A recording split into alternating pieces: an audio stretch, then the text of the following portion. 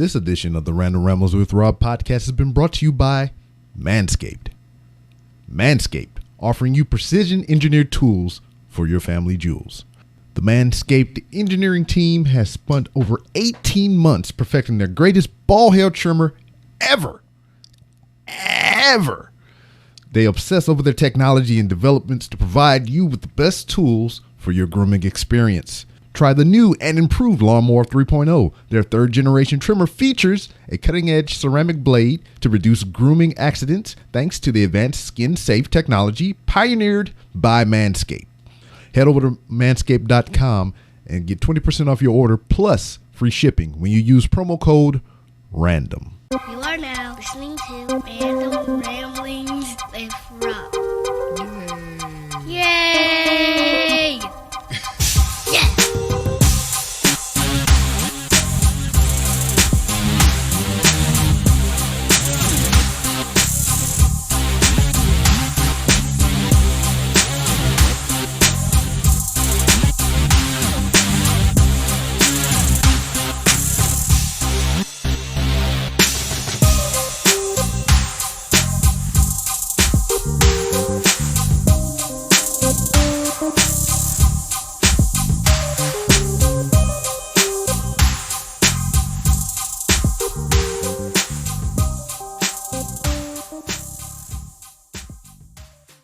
What up, everybody? This your boy B-Rob, and I am back with another edition of, I'm about to say wrestling is trash.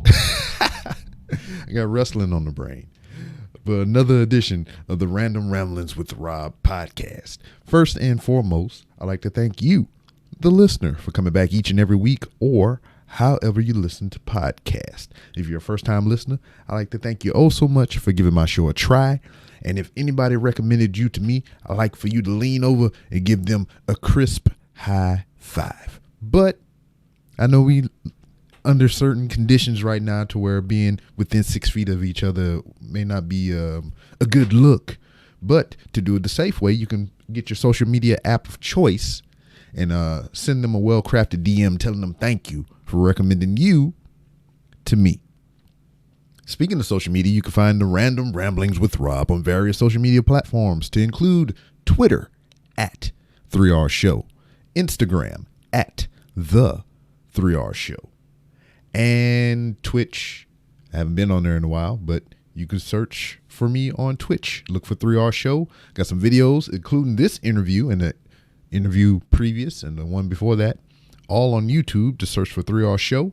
And for anything that I may have forgotten to mention, you can find all the information pertaining to the show on randomrob.com.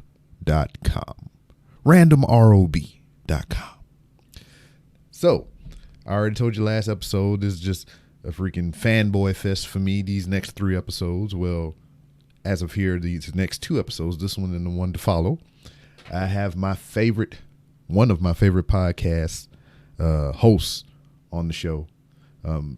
Episode previous to this one, you got to hear from Brandon Beat 'em Down himself, one of the founders of the Code 45 podcast. And here with me today is his co-host, Random Randy Savage, who I will say I had beef with in the beginning. You know, it was an internal beef. It wasn't a mutual thing. We didn't hate each other right off the bat. But I was just mad because this is the Random Rounds with Rob. People call me Random Rob. And here this motherfucker come with the moniker of Random Randy Savage. And I was like, I can't hate that because he's combining the random with the Randy and the Savage. Like Macho Man Randy Savage. You know, I didn't even really think to coalesce the two together when we was talking and everything and be like, hey, do you like wrestling like that to where you had to put the Randy Savage, or because your name is Randy and you Savage? We didn't put that together in conversation, but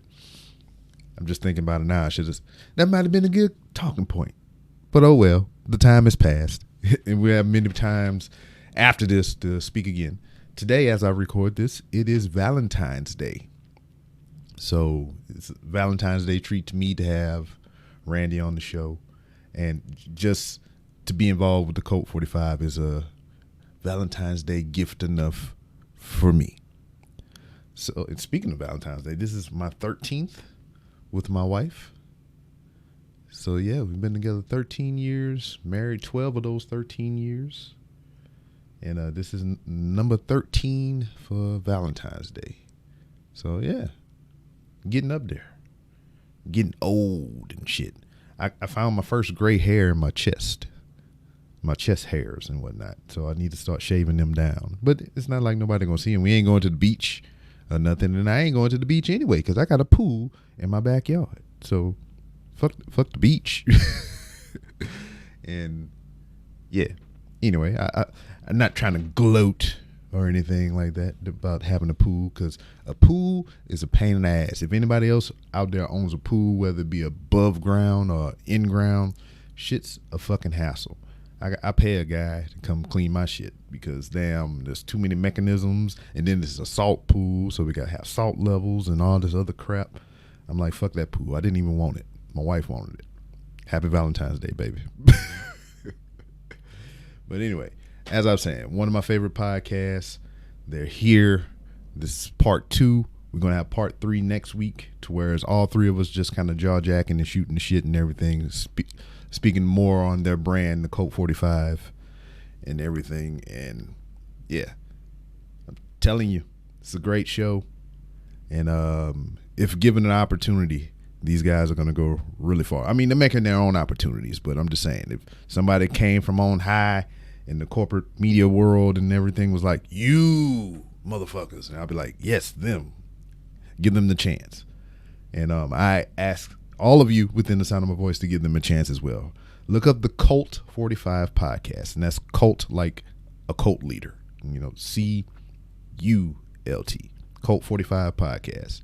Check them out on all social media platforms. We got links in the show description and the show description previous to this one, and so on and so forth until the end of time. But for now, enjoy this Valentine's Day edition, I guess, with my guest, Randy Savage of the Colt 45 podcast. Audio, you are using computer audio. You were merely using the darkness. I was born in it. I will be this credit card's reckoning. Did you put the hit out on Harley Quinn? Oh, so you watched that show? Yeah, I do watch that show. What is this? A dirty bed is a dirty mind. It's too much of a thinker. Yeah, he's like, yes. Brought him back to the pit and everything. Yep. It's like, look at the pit. So I just got done with a game show like 4 minutes ago. Word. See, you keep. I had this already. Yeah, I see. I was about to say you like were over prepared. I'm just planning well. I was like, yeah, I'm already taking the day off to do your silly thing. I'm going to add another thing that's actually going to be fun. Word. Yeah. So, ooh, and this episode is powered by White Cup. Ah, yes. Both sides. What's this shenanigans? I know both. They always put my government name on you. Right? That's what I keep telling people. And they're like, I don't even need to have my last name on there. Why? It's like, well, what do you want? Just don't put my last name. I was like, I mean, it's not no secret, but still, it's just yeah, I have a name, a persona. Put that on there. I've only had a handful of interviews because I have my professional email. Mm-hmm. And the rent. It has my my name on because I made the account, you know, right. So it has my name in the account. And I had people show up to the interviews like, so what's up, Shannon? Who the I was like, who is? Oh, it's me. Gotcha. I just whatever. I spent time trying to create this character that I play on a podcast, and then like all right, you're Randy Yarbrough. And I was like, first of all, you didn't say my name right. You said my last name wrong, like everyone does. So Goddamn Yabo. Yarbos, Yarbaran, Yarborough. I was like, you added more fucking letters than there already is. Why would you do this? I've been meaning to ask you for a long time. It's just like, why movies? Like in general? Yes. I mean, we all have our own fascination with movies. It's an escape. It's freaking a medium. Unlike, I mean, just like everything else, but like, why movies though? Because I mean, you, other than myself and like your co-host Brandon, you know, you went to a film school or studied some kind of, you know, movie making shit or whatnot. Why movies? I like before I went to film school, I didn't understand what I was seeing. I would just knew that I was invested in it. Like I've always had, my son does it now where he plays out scenes from other shows that he's seen with his characters. And my grandma tells the same story, that I was like holding up a soup can and taking pictures of my action figures. Like, and it's just, and I was really into photography in high school because I didn't know why. I wasn't very good at it. I just wanted to like, I wanted to take pictures of pretty girls. That was the thing. But then like I got into film school. My teacher says, it's like, it's the one place where darkness and light, good and evil, you know, quiet, the silence and loud noises can mush together and create some kind of new magic that you know exists, but like you don't know how to control it. And then we're going to teach you our best to try and control it. He was real artsy fartsy about the whole thing. That almost reminded me of a novelty shop commercial. It's called Priscilla's, where fun and fantasy meet. Basically, yeah. And I was like, all right, teach me everything you know about making shadows in the dark so I can learn how to like take what I dream about at night and put it on the screen. Because that was my biggest thing. I was like, I wake up having a really awesome dream. I was like, I should make this, I should write this down. I should make this into something I can use. And it's like, and then I'll forget about it in less than 5 minutes and it's gone forever. And I'm like, I'll never have that same dream again unless it was like super intense. I only have recollection of the most stupidest shit. Matter of fact, because like me and my wife's favorite show is like Supernatural or whatever. And I had a dream for whatever reason about Crowley, one of the characters from the show. Yeah. And he had a sister. Wasn't none of the characters from the Supernatural show. It was just some girl that I seen in a movie. And they were trying to fight a dragon. And I was there for some reason, because it's my dream probably. Yeah. And I had to trick Crowley into doing something so he didn't kill the dragon, and it backfired, and I caught on fire, and it was just I remember shit like that, but like some crazy shit that could be like a movie with like characters that just came from out of my subconscious in my mind and shit. It's like, that's enough, right? Like literally that I was thinking like that could work. You could turn like, because I was watching The Witcher. I remember like The Witcher, there's a whole thing where the dragon's not really a dragon. It's actually a dude. And it's like he ends up protecting the dragon in the end. And like the book is different from the show, but I was like, yeah, that could totally work and then just replace an angel with any kind of generic angel and you'll be all right with that. And then angels usually have like little different levels. So you have an archangel and you have like a cherub, and like that was what it was like. I would get like a dream that was so random, and it's like, okay, but if you change this and move this around, then it ends up being some kind of a coherent sentence. And it's like, all right, this works. So since you've got all this knowledge and everything, you try to make sense of these films or whatever. What do you think about our generation's stock of film? What I mean, because like just about everything that we have the advantage of seeing the original most of the time and seeing the remake or the reimagining or whatever the case may be. So, I mean. So like right now in film, the problem we're having is more of the studios who are basically ran by old white men know that dumb people with money like to see things they've already seen before. So it's like, if we can try to sell them the exact same thing that we've already sold them, then they'll make money off of it. And that's basically all it is. Like at that level, movie making is not about really art. It's more about just creating a franchise or creating a product that's recognizable almost immediately. And sounds then like a culture buying the same shoes over and over again that came out in the 80s and the 90s. Or cell phone that only had like another 12 more pixels worth of camera or whatever. This is like capitalism works so well in trying That's to the way just, iPhone. yeah. Hey, you know what? After our thing, I was like, I'm gonna go get a new phone because mine's super old and I want to get a better camera now. But it's been almost 5 years since I had it, so it's like, true.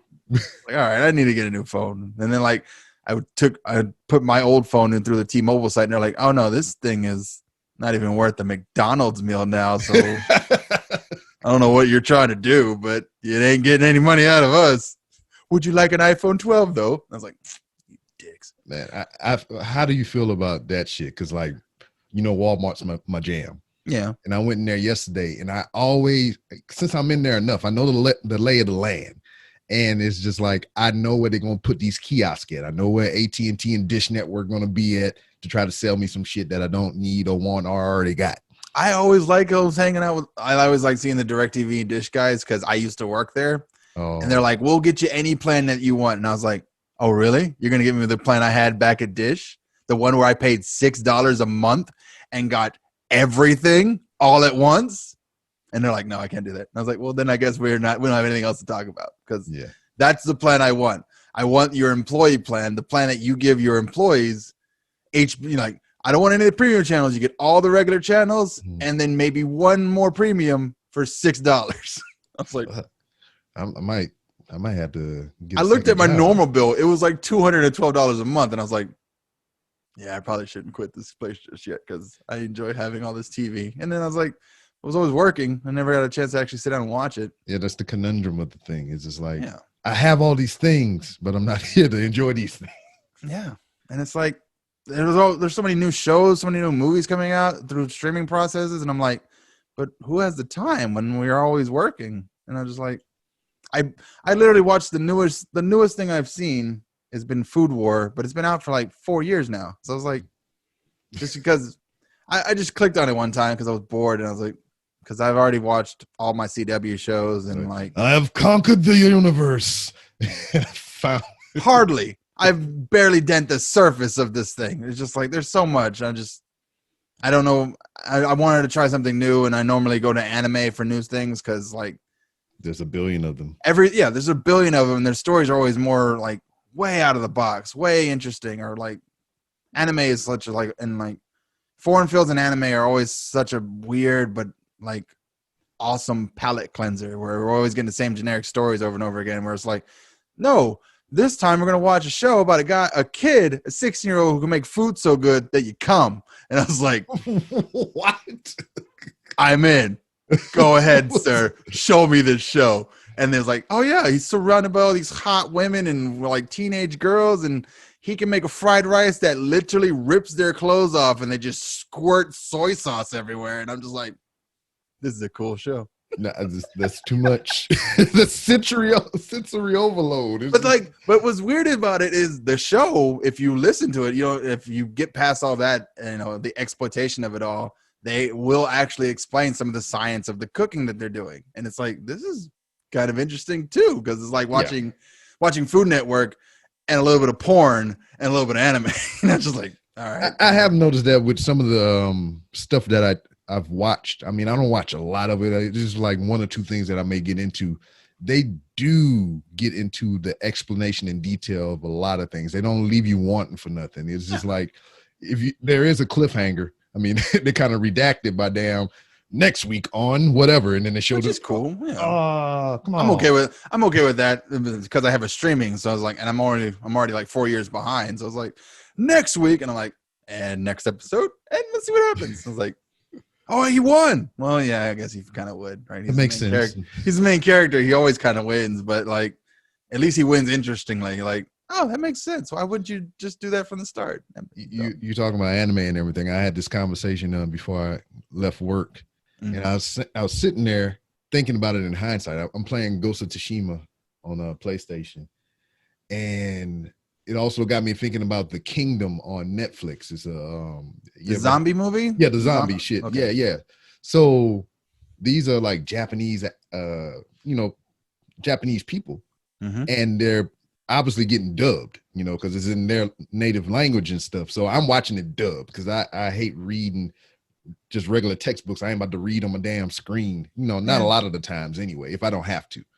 So I'm listening to these people dubbed dialogue, and I'm just like, this is a compelling story, but that sounds extremely racist. But is it racist because a lot of people from that region of the world that speak English as a second language kind of sound like that? And I'm sitting there playing Ghost of Tsushima too, and they're doing the same shit to where they dubbing it because you can listen to it in either language. And I'm sitting there in my head like, oh, keep the mongrels. And I'm like, oh, that's bad. I'm doing it too. I think it would like, they're trying to make it so you won't pull them out of the story. Cause it's like, if we're watching a Japanese samurai movie and they roll up with like, hey, Afrojack, you a bad mother. Like that would be kind of like, what did I get the wrong audio track? And it was like, yeah, it would throw you out of the movie. And a lot of times that's the thing about like, we did Lovecraft Country for our Patreon, and a lot of people were talking about how if you haven't seen the show, there is modern music underneath the show. Yeah. And it's like, but the show is set in the 1950s. So it's like, it to everyone else, it kind of threw them off. But to me, I was like, no, this makes sense because in a modern type of sensibility, we're showing that this hasn't changed since the 1950s. There's still, people are still thinking about how to make more money. People are still, they're still hanging black folks in trees. And it's like, things haven't changed much. And it's like, what? Yeah. And it's like, why would you put this modern music in there? Is because you need to open up, have an idea of like, oh, wait, I heard this song yesterday and they just killed this young boy. And this is about a story about a young boy who was murdered. And like, I was like, oh, okay. Yeah. And I think they did the same thing in the Watchmen series too. Oh yeah, but like Watchmen is still modern age, so it didn't like no one noticed it. But I like how they kind of hit it as well because they had like a symphony playing some freaking what is his name, The Weeknd or whatever, and they was also playing Frank Ocean as well. Yeah. And I was just like, first off, that's pretty fucking cool. Second off, this is the third or fourth series that I heard that fucking Frank Ocean song on. I heard it in Doom Patrol. Yep. I heard it in this. I heard it in When They See Us. Yep.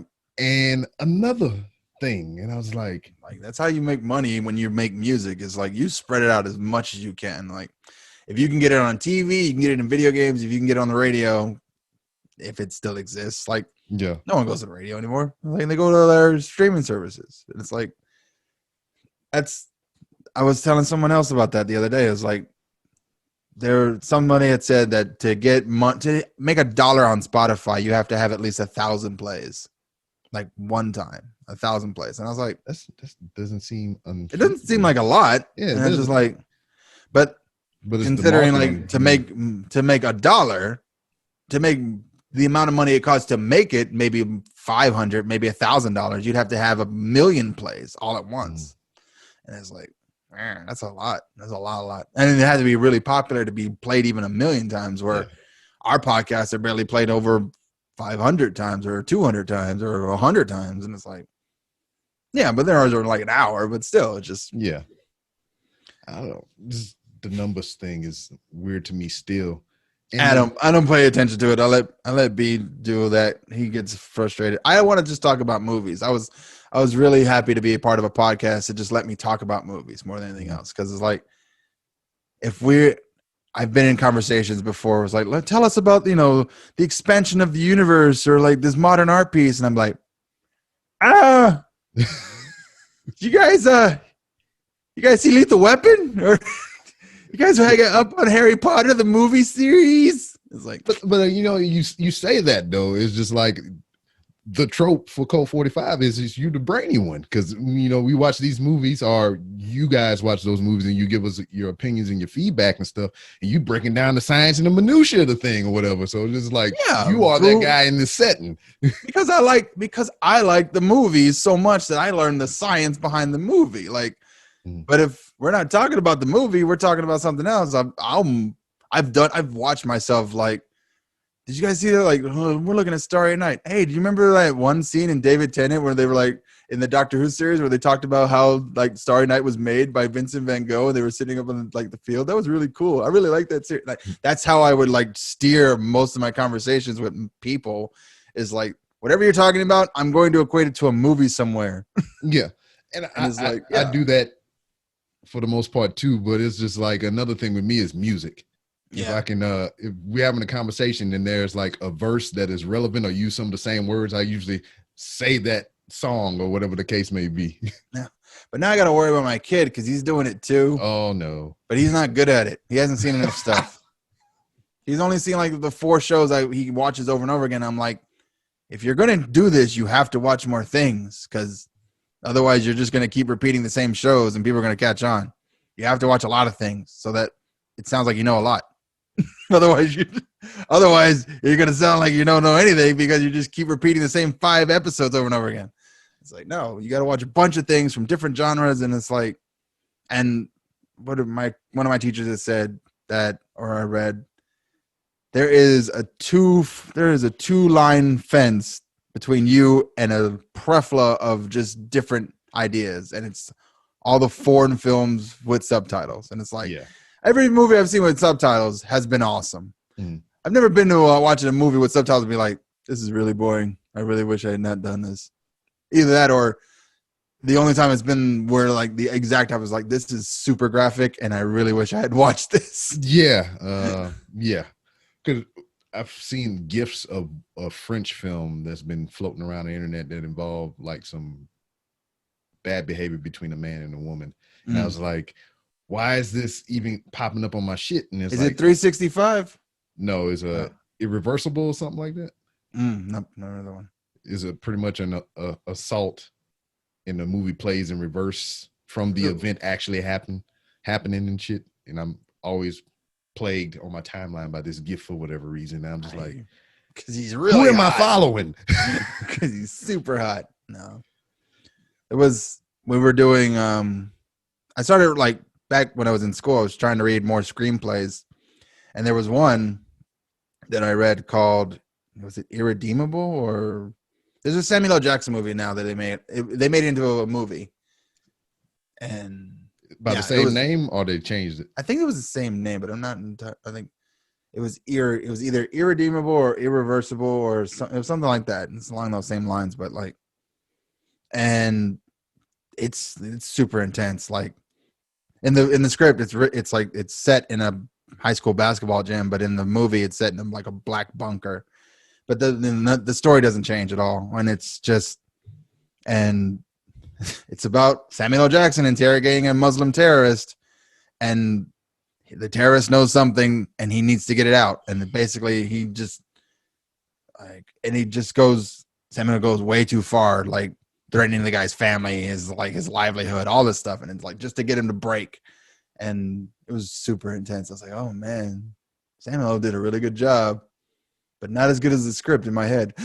Like he did I saw him doing it, but I was like, yeah, this would be really good. But the problem is like he didn't do that. There's usually like actors take liberties, especially with scripts, and they'll keep those through the editing process. Like I was reading the Back to the Future script, and it's like it's not as funny as the movie. Like a lot of that stuff was like improv through Michael J. Fox. Like Michael J. Fox did a lot of improv in the movie, and then there's a whole scene that got completely cut, and I was like, and they explained things better in the script, but in the movie, it's like we just kind of like, so how did Marty get out of that room after he had been told his dad he was Darth Vader? Like, did he climb out the window? And it's like, no, he drugged him, and then he walked out. Yeah. It's like, yeah, it's a line. He put chloroform on his nose, and then he knocked him out and walked out. I was like, fuck. But like in the movie, you don't see that. He's like, my name is Darth Vader. I'm an extraterrestrial from the planet Vulcan, and it's cuts. And it goes to the next morning, and like you don't ever think, well, how the fuck did he get out of the room? No, wow, revelation. Because I was like, I'm replaying the movie in my head, and I'm thinking about the scene. I was like, yeah, fuck, okay. But like in your brain, you're like, well, obviously he found a way to get out of the room without making like no one else had noticed that a giant man dressed in a yellow hazmat suit walked out of a house. Or it could even been to something simple as like the motherfucker was scared and passed out. And he just it could have been like I've seen that happen a few times. It's just like, and then he fell asleep. And I'm like, okay. Because I've been trying to write my own script and I keep getting stuck like every time. And it's like, I don't know what it is. I'm always getting stuck and I'm getting mad at myself. Trying to figure out how to get out the room. I guess that's what it is. Or more, it's just like, so what do we do next? Like, I don't want to just jump right into the end. I want to build up to the end. Like I've seen it so many times, like with Doctor Strange, we have the training montage. With Spider-Man, he does the training montage. With like Superman, he does the Night in the City where he's like saving people and like we get a sense of Lex Luthor and stuff like that. And I was like, yeah, so what's my thing? And nothing, blank, completely gone. I can't think of anything. So the thing that you're working on or whatever, do you have an end game in sight or are you just trying to build it as you go? I have an end game in sight. I know how it ends and I know how it starts. Just that middle, that pesky middle. That pesky middle that I can never seem to write. And it's like, I've heard so many people just write the ending then and work backwards. And I'm just like, I don't want to do this way. And I was about to be one of those people, but yeah, just like, and they're not wrong. They're not wrong. It's just like, I don't know. I don't want to just like start like, and then he got to the temple. I was like, okay, sure, whatever. I mean, it essentially is going to be the same anyway, but I don't know. But just not to bury so much of the lead or whatever. I mean, what is it loosely based on anything, or this is just like totally out of your scout? So it's more of like we had seen Jesus Christ Vampire Hunter. Oh yeah. I remember. Yeah. And like, I was like, I could do better than this. I can make a movie that's like this, same elements, nothing else changes. It's like, well, I'll make it. It'll be called Black Jesus or whatever. And I'm like, yeah. And so far, I've been stuck just because, like, even in Jesus Christ Vampire Hunter, right here at this point where I'm at, he gets more information from a new character. And I've already added in a new character, and the information is there, but it's like, beyond that, I have nowhere else to go. And it's like, even in the bad movie, they cut back to the bad guy plotting something or doing something. And there's like, it's just, I don't want to go that, like, it's a bad movie. I don't want to keep following, like, let's follow the footsteps of this garbage movie and see where we get. And I was like, no. So you're just kind of picking the bones of the original to make something. I mean, other people have done it before where it's like, they take a really good movie and just remake it and do something else. Like House on Haunted Hill was like, yeah. It was the guy who had the ability, like he was just a major, I think he was a toy maker. And that's why he was able to build animatronics that could scare people. Whereas in the remake, it was about an amusement park owner who could build things that scared people. But the problem was the difference in between the two movies was the ghosts were fake in the old one, but the ghosts were real in the new one. It was like, oh, so that's the difference. That's the only difference. And I'm just trying to figure out the logistics of that, because I mean, we taking Jesus Christ, fish and bread, poof, now it's a whole bunch of shit, and he hunting vampires, and I'm like, then that's weird because he can probably have stakes that look like crucifixes. I'm just saying shit because I never seen the movie, and there's a whole scene where he kills a bunch of vampires in a bar. This is the Jesus Christ Vampire Hunter movie. And he uses different like vampire killing techniques. He throws toothpicks and hits all of their hearts. Because he's Jesus. I get Yeah, it. he's Jesus. He can do it. He drinks. He blesses a bottle of beer and then smashes and then spits in someone's face with that water. So it's holy water that comes out of his mouth. And I was like, yeah, I'm not doing any of this. I'm not doing any of this. It's not happening. So I mean, I'm trying to figure out what's the fascination with vampires, because it's just they got Abraham Lincoln Vampire Hunter, which I read the book. Yeah, one of the few books that I've read in my life as an adult, and it was surprisingly good. It was just kind of the book was long-winded.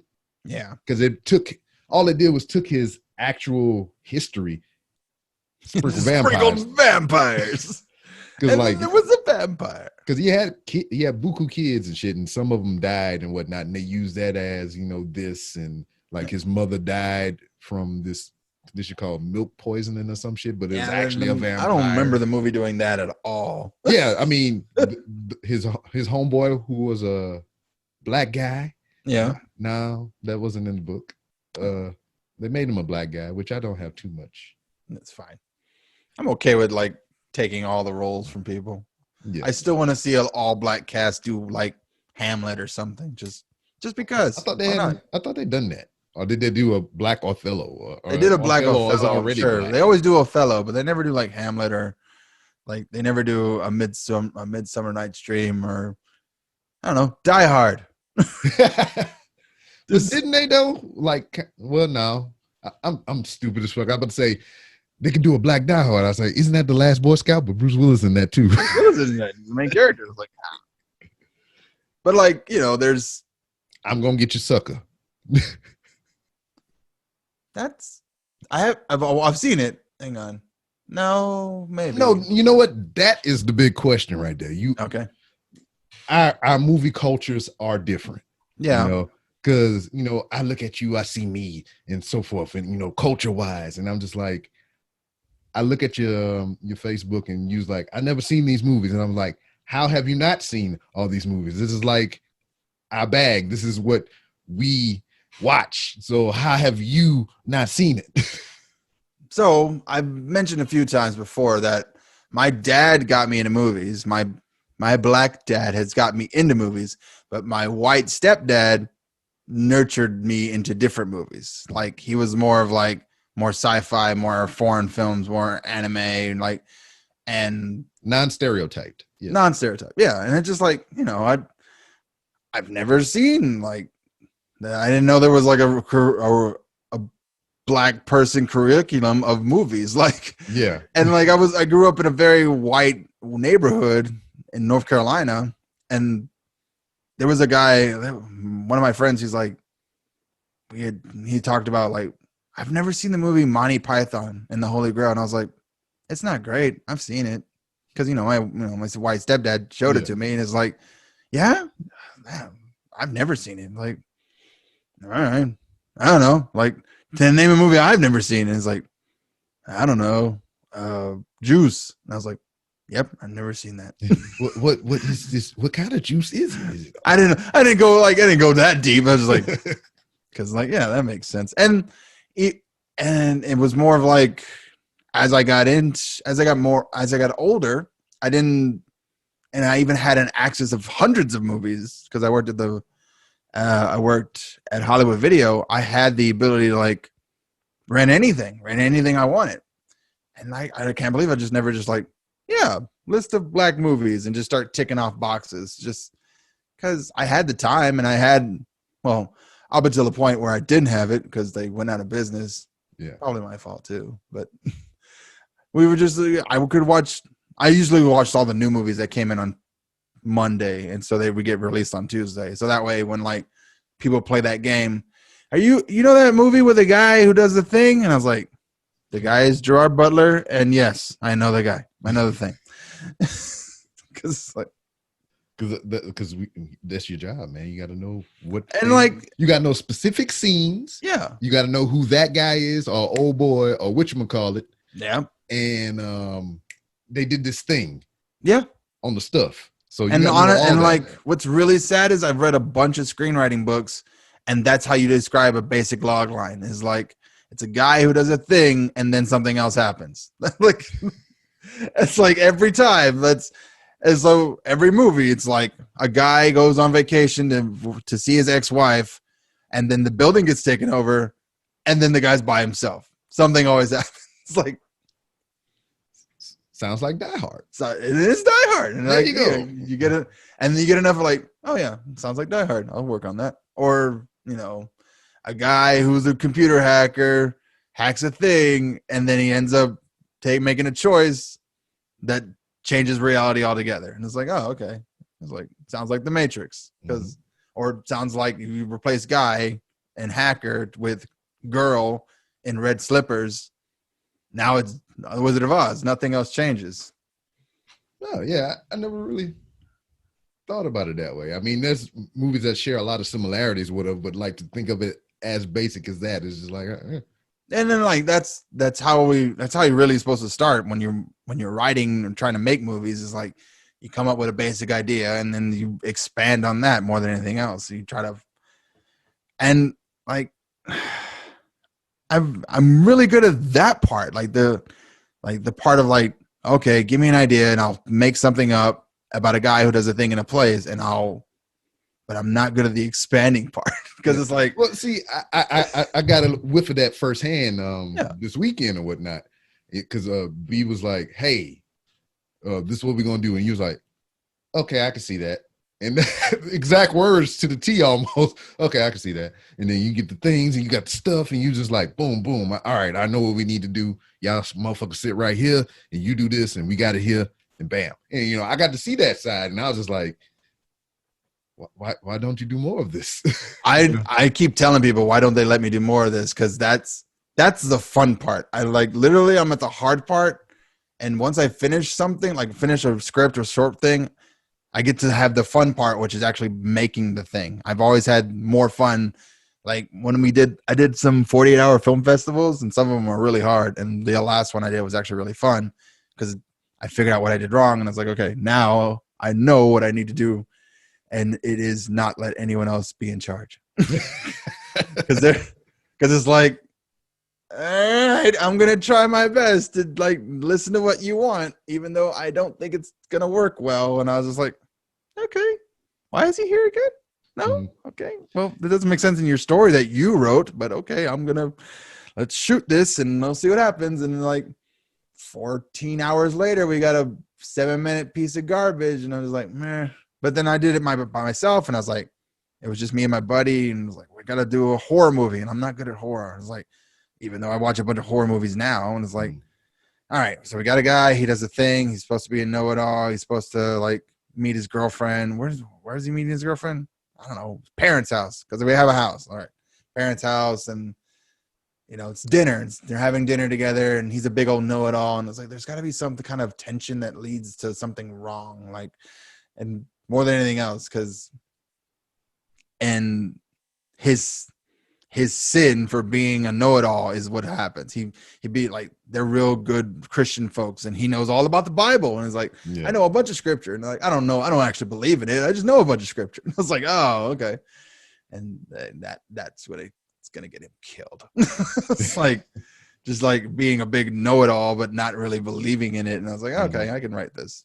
And we wrote it out in like 4 hours, and then the next morning we got together and we shot it, and it's actually not a bad piece of film that I made, and I was happy with the result. Yeah. But I really like that stuff. Like I like giving if someone just hands me scripts and like, I want you to make this with whatever you have in front of you, and I was like, I can do this. And I was happy that you brought a bunch of stuff to put in front of me, and like, oh, this will help a lot. Well, and that's another thing too, man. It's just I love technology. Just even if I don't even know how to work the shit, I'll see some shit and be like, that is cool. I can use that, and I can see the thing right that I'm doing the thing with. But the problem is I'm a solo project. Yeah. So it's like I can't hold the camera and be doing the thing and stuff like that. So I wind up accumulating all this shit. So because like I got a camera right here, got a fucking camera right here. I have a drone over there that you've seen that don't work now for whatever reason. I was like, okay, I'm going to go stand over here because that thing looks angry. Yeah, and then I had the little pocket, 4K camera. I had the gimbal or whatever. I was like, I could see myself doing all these things with these things, but I'm the only guy to do these things with. So I'm just like, well, I have it just in case, because Yeah.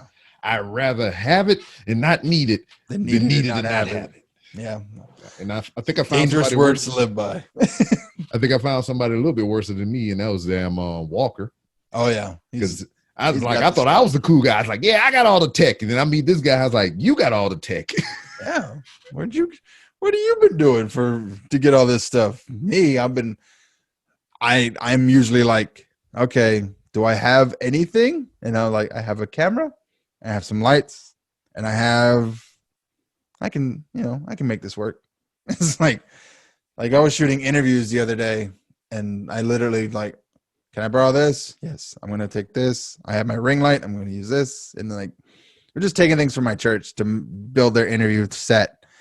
And I was like, okay, there we go. And I pieced it together from remembering how other interview sets looked from TV shows that I've seen. Like I was thinking back to like it was mostly like I was remembering this one Trump thing where he got up and left.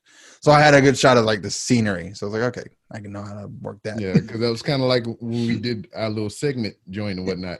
We had the freaking tarp stretched out and everything. It's like, oh man, it was not stretching right. It's not looking right. And you came in there, you just did a simple technique of just kind of bringing it in closer together and bunching it up.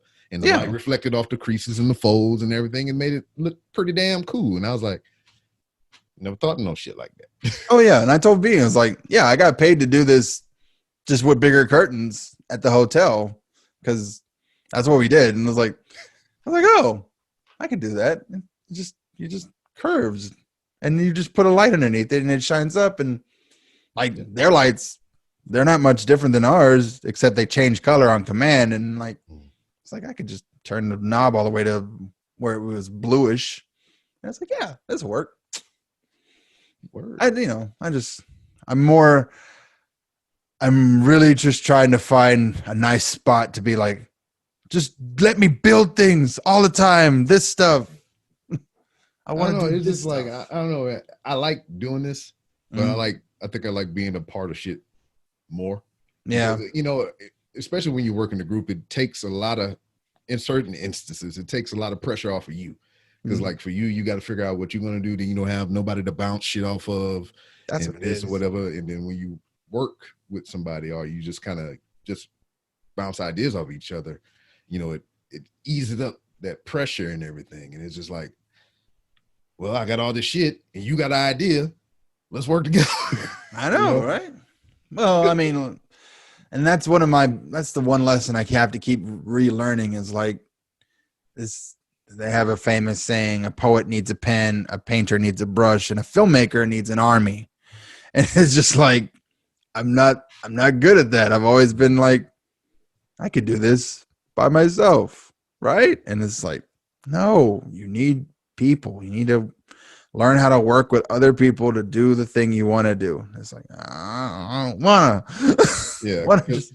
Because damn, first of all, I was tickled pink for B to invite me over to do the shit. But then I was like, yeah, man, what you using? He's like, oh yeah, I'm just using my phone. And I was like, the fuck you are?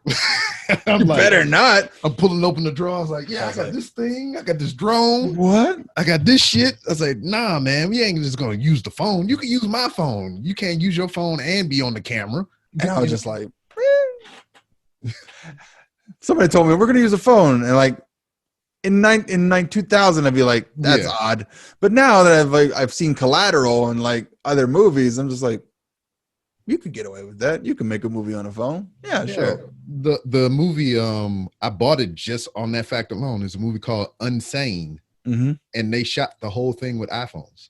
Yeah, every single scene they shot with an iPhone. And I was like, I just want the movie just for that fact alone. Like the camera I've been using for the longest was $500 when I bought it, probably worth like $50 now. And my iPhone takes better pictures than it does. And I'm just like, my iPhone is old. And I'm just like, the technology eventually catches up with the consumer. And it's like, usually like with these here, I mean, the big thing that you're paying for this is not so much the camera, is the goddamn lens. Yeah, The lens do true. all the work, you know. And I like these style of cameras and everything, you know, it produces great pictures and everything. And I've always had these. My first camera was a Rebel XT.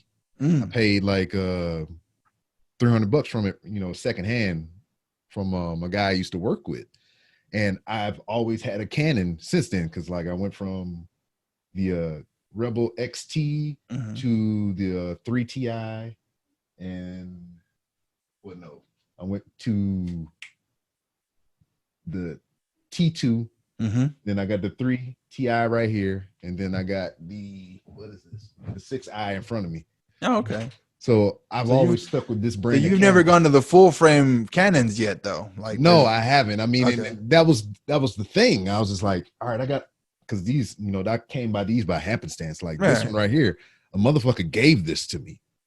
Like, yeah, he took his lens off and was like, here. I don't want this anymore.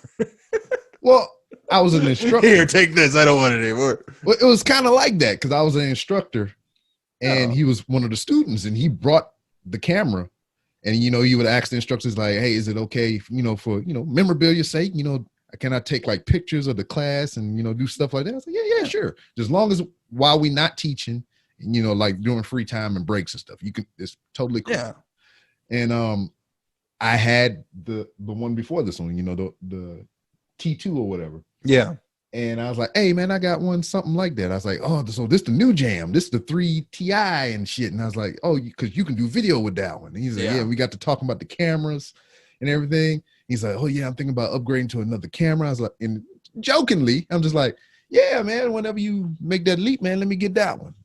You know, let me have it. He's let like, me have it for free. Yeah. Let me unburden you with such technology. Normally I just throw out, okay, I'll give it $50. Give me $50. And it's like, sometimes I'll get, sure. I'm like, that was not what I expected. It was just exactly one of those things. Just, you know, joke, you know, and they graduated and he was getting on the bus or whatever. And I was, you know, adios. And he jumped off the bus, pulled his, the lens off the camera and gave me the body. And he's like, there you go. I was like, word. What do I do with this part?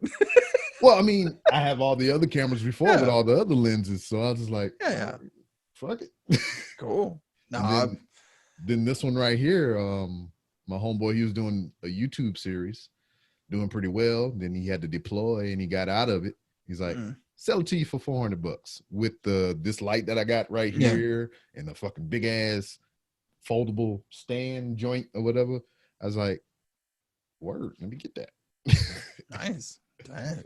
So that's how I came across these, but like the freaking the 5D and the freaking 6D and all those other ones. I always wanted one of those. I used to go pawn shopping for them shits. Nah, you ain't gonna get them on a pawn shop. I just wanted one just to say I had one. So I had this one, I had the one in front of me that I just told you about. I got like 3 other cameras in the other room. And I was like, I took them all to the pawn shop. I want to trade all these for that one. And man, the best I can give you is like $50. I was like, this 4 fucking cameras with lenses. Yeah. The lenses by itself is worth more than that. And I was like, yeah, but not to a pawn shop, because it's like that's the thing. It's like a 5D or a 5.5D or 7D would, like, to a photographer is worth, stays at $2,000 forever. Yes. It stays at $2,000. It's been like, I'm sure there passes, because I remember they were like $2,000 when I started. They're still $2,000 now. And it's like, and the lenses swap out from whatever, as long as it turns. But like to a pawn shop, it doesn't have any resale value at all, because it's like, you have to know what you're looking for if you want that camera. And if you knew that, you definitely wouldn't shop there. You'd go to actual photography place. And it's like, because I've been looking for one too. Like, somebody be dumb enough to like buy a $2,000 camera and give it back away. And I was like, yep. Yeah, that's going to happen. I've seen it happen. I'm sure. I mean, I'm not going to rule it out like it's never going to happen, but I was just like, I mean, I've seen similar things, because if I seen the motherfucker doing the stupid shit with the camera, I would have been the one that got it. Yeah. Yeah, it's just like, because I can't, the same place. People they would go there because they're there for like almost 3 months for training. And they would buy all this shit knowing they're gonna be there for 3 months. They would go buy TVs, they go buy consoles and stereo systems and all kind of stuff. And when it's time to leave, they're trying to either resell it and they can't Take get that what they stuff got with for you. it, or they try to take it with them, or they just damn leave it in the barracks. I done came off of like 2 or 3 Xbox 360s that way, just motherfuckers just left them, just left TVs and all kinds of shit. And I'm just like, We just abandoned this. So like, this is the youth of America. why would you not? Would you at least try to sell it or something? I was in the exact same situation they were in 2000 when I went through training at that same place where I went back to teach. Yeah. And I was in that same situation. But the only thing different that I did, I bought a TV while I was there off of somebody who was leaving. So I didn't pay full price for a TV. It was a 13-inch tube TV anyway. And TV. I had and it had the VCR built into it as well. Oh, wow. So I had my mom, I bought it for $50. I had my mom mail me my Nintendo 64. Okay. And all my Kung Fu VHS. So I was there. I had my 13-inch VHS TV with my Nintendo 64 and all my Kung Fu movies and shit. And I'm just living the life. That's so nice. Here's my 3-month stint is done. And it's time to go to our first duty station, taking our first step into adulthood and responsibility and shit. Like and I got real men, manly men. Now all I got is these 2 duffel bags, a big suitcase, and I got to ride a bus to an airport to go to North Carolina from Missouri. And I'm like, so where I'm gonna put these VHS tapes? I'm taking this Nintendo 64. I don't care where if I gotta put this bitch in my lap, and then now I got this 13-inch TV. So I figured out some kind of way to expertly fold from my many years of months at this point. Dimension folding. Yeah, just the military, man. And they show you how to fold in 45-degree angle sheets and corners and everything, man. So I finagled some kind of way to get all my clothes in this one bag. And it was just a square enough compartment for me to slide that 13-inch TV in there. And I stuffed clothes around it in there and I zipped it up in the bag real good because it had a handle and wheels on it. So I can wheel it around. I was like, boom, TV is secured. Then I'll just put the Nintendo 64 inside my backpack and carry it with me. And I was like, damn, I got this big ass Avon box full of VHS tapes with Shaolin versus Wu-Tang and all this other bullshit. And I was like, $30, man. Whole box of VHS, $30 right now. So I had to get rid of all my Wu-Tang movies and all that shit. And that, only regret I have. But then again, I don't think I would regret that because how I am now about my media, I probably would have sold that shit and got rid of it and probably tried to upgrade to a DVD. Yeah, it's fair. Like I was like that for a long time until somebody else told me, it's like, yeah, tangible media is going to disappear. Like eventually DVDs and Blu-rays are going to be relics and it's going to be collector's items more than anything else. Like maybe the tins and stuff, but everyone's going to have a digital copy somewhere. And it's like the libraries that we used to have are just going to be museum pieces. And it's just makes me sad. I almost kind of feel like it's the reverse though now. Cause like what I found so far is like with video games and shit like that, the digital media is licensed for the most part. So, I mean, you are buying it to hold it, but it's still just a license. That publishing company or whatever can just, and that digital media is gone from the existence. Right. If I have a physical copy, it's mine. It's not going anywhere. Yeah. But it's weird that you could do that because like I could spend either $60 to have this digital platform. I can download it on any machine I want, with my account, of course. And, that's just less storage space in my area.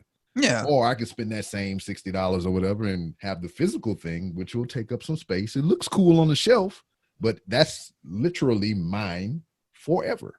So kind of until it because it's going to disintegrate. Well, you'll disintegrate before it does because it's made of plastic. So we have a visit. What? Hello. Hey, what's up? Night.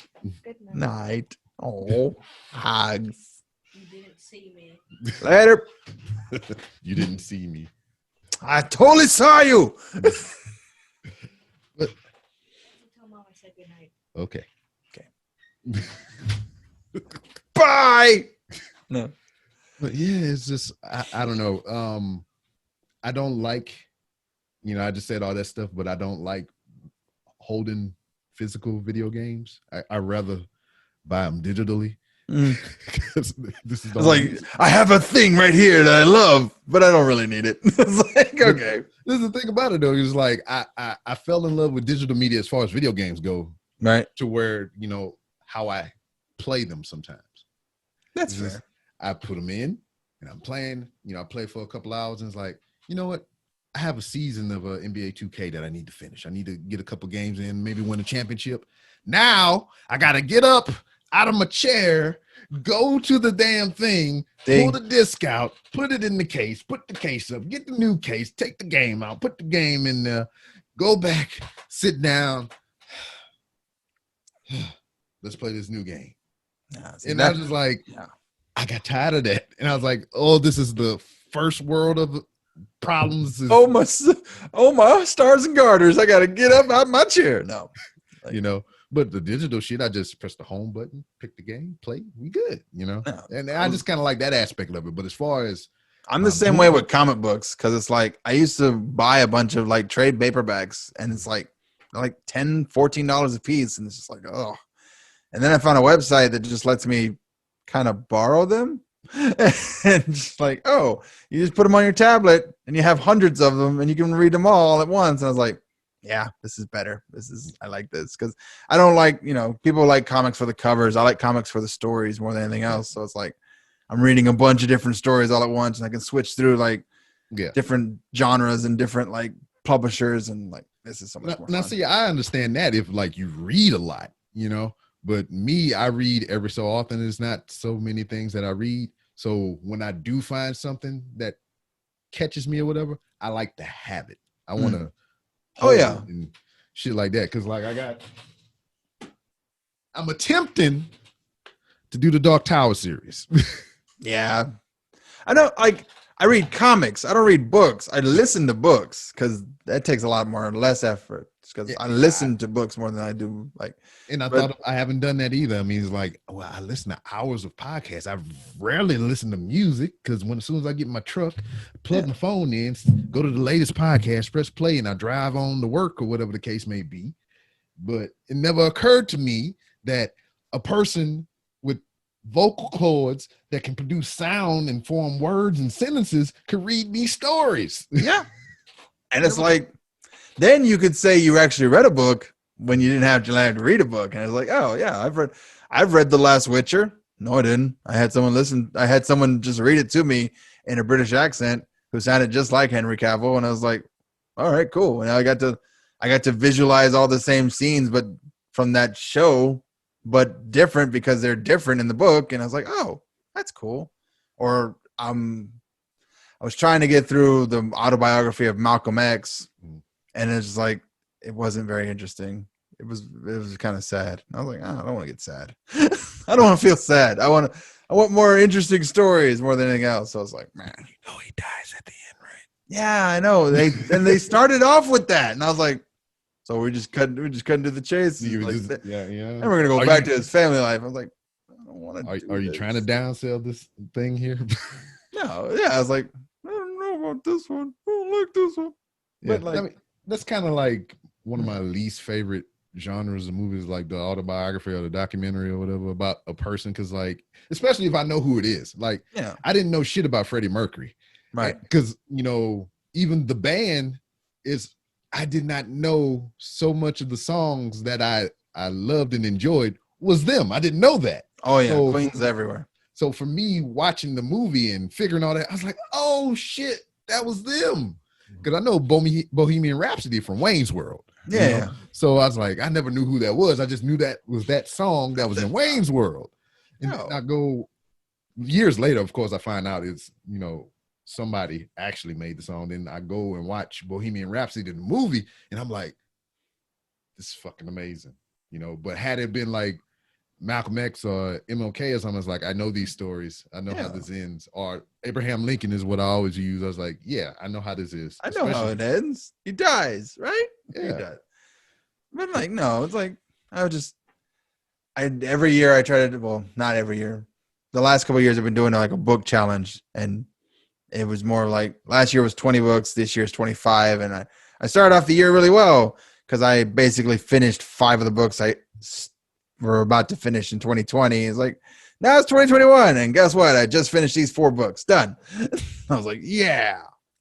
I'm just like, it's a new year. Let's try a book.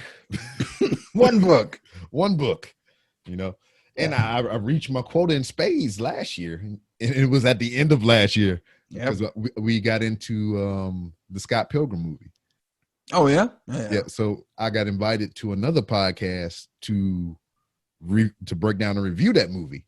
And I hadn't seen Scott Pilgrim since 2010 when it came out, because the 10-year anniversary just came up. Right. Oh, well, yes. Yeah, 10 years. So I hadn't seen it since then, and that was on Blu-ray, which I still have to this day, and I hadn't watched it since I got it back then. And I just, vaguely remembered it. I was like, oh, yeah, and then I watched it again for the show. Right. And then I was like, wait a minute. I got, I ain't going to tell myself too much, but I was like, I need to watch this before I get home. And I was just like, shit. I had a digital copy of this movie. So I looked up my iTunes account, because I never used that bitch. Yeah. It's like, you still have a copy of Scott Pilgrim in here. I was like, yeah. So I pull it up on the thing and I watched it, and I was like, wow, this is a fucking good movie. Yeah. I was just like, I don't recall it being this good. I guess because times have changed, and then you see the cast that was in it from 2010 compared to now. I was like, all adults. Captain Marvel. Yep. Fucking Captain America. Yep. Superman. Goddamn. All these motherfuckers is in this movie. And I was just like, wow. I would have never thought. And then I even watched it again when I got home, and I was like, this is a fucking good movie. And then I was like, the thing that got me more about it now is all the video game stuff that I missed back then when I originally watched it. I was, oh shit, I catch it now. And then got the little one that you just saw. Yeah. She likes video games and stuff and everything. So I was like, this would be a good movie for her to watch. And then I was like, wait a minute, wasn't this based on a book? Yes. Then I go back, Bill O'Malley, 6-book series, Scott Pilgrim versus the World. And I buy them off Amazon. And before me and her watched the movie, I was like, you need to read these books so I can read these books so we can watch this movie. And she's like, what? That's a lot of work for a movie. Exactly. Because that's a lot of work for a movie. Because watching it back so many years later and everything, and knowing that there was a book series that I just completely washed on, I was like, I want to read this, and I want you to read this, and I want you to know these characters before you watch this movie, because I feel like if you watch the movie first and then you go back and read the book, you do it a disjustice almost. That's fair. Yeah. Well, I don't know.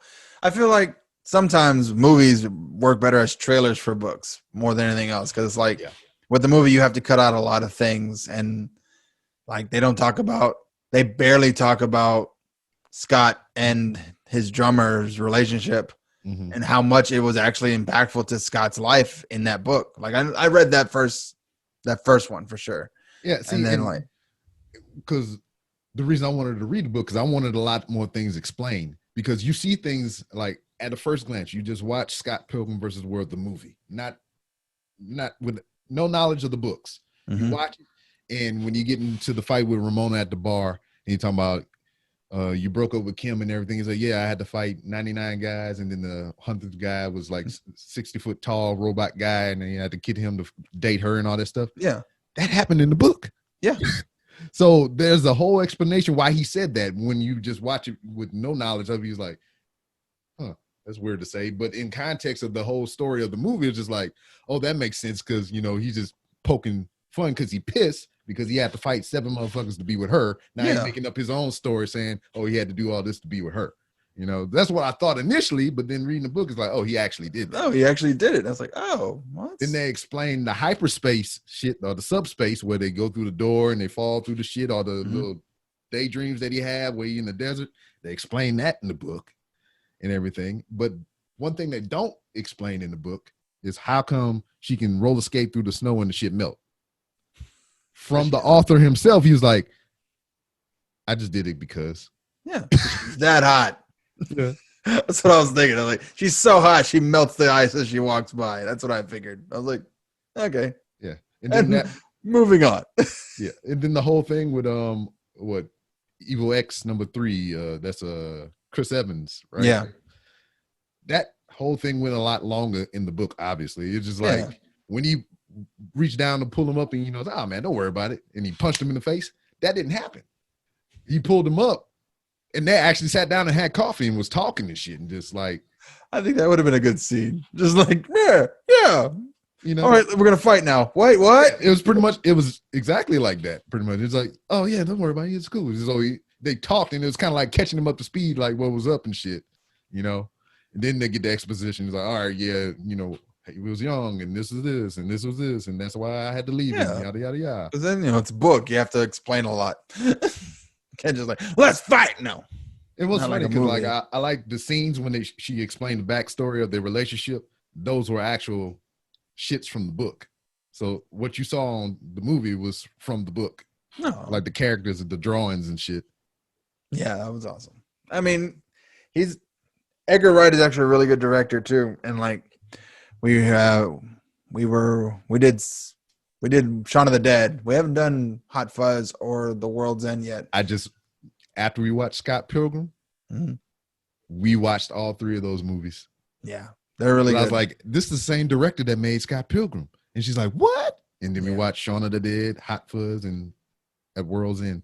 Yeah, and I've rewatched Space more times than I care to count. So it's like, and that was like one of his first projects was with Simon Pegg and that cast, just remaking that, just the TV show itself. And I was like, and a lot of his chops come from that TV show to other places. And they're like, especially like you can notice in Ant-Man too. Like, it's like, oh, something that you started with made its way all the way to a Marvel universe. Because I was like, okay. And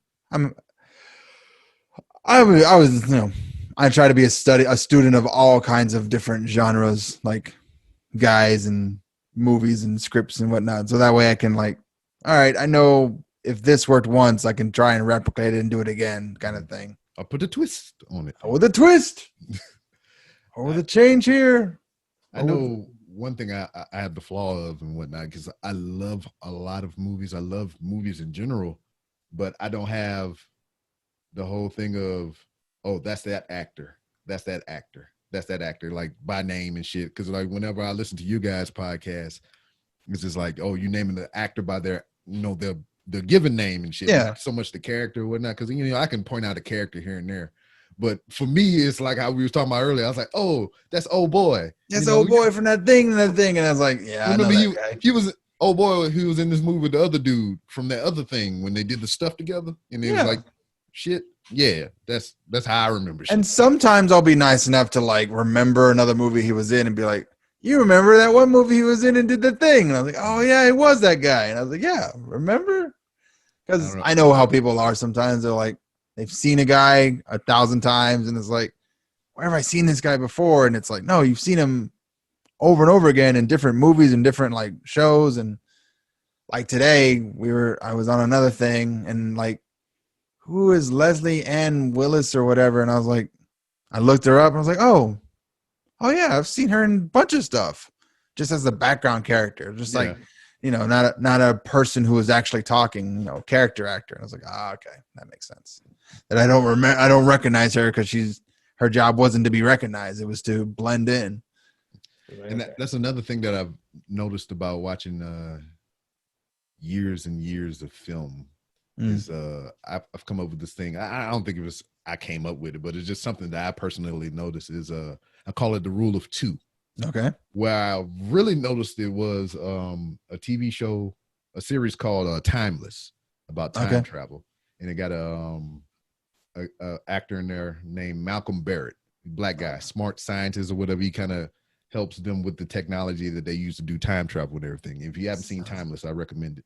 I haven't seen Timeless, so it's on my list now. So me and my wife watched that show, and I like his character. I like him as an actor. Mm-hmm. So I followed him to another show, and it wasn't on purpose either. I think we was watching season 2 of Santa Clarita Diet or something, and he was on there. Also on there with him was another one of his co-stars from the show that we just watched him on. So I was like, wait a minute. Yeah. I just seen these two together in another project. So then now I started looking at other movies. I was like, wait a minute. Oh yeah, he's in a lot of things. Yeah, exactly. I was like, this guy's in that movie, and he was also in the movie with this guy in this other movie. And I was just like, oh, that's crazy. Because it seems like everywhere you go, if you see a guy that was in another movie, he also has his co-star, somebody that he worked with on that other property in this film as well. There's always 2 of them. Least.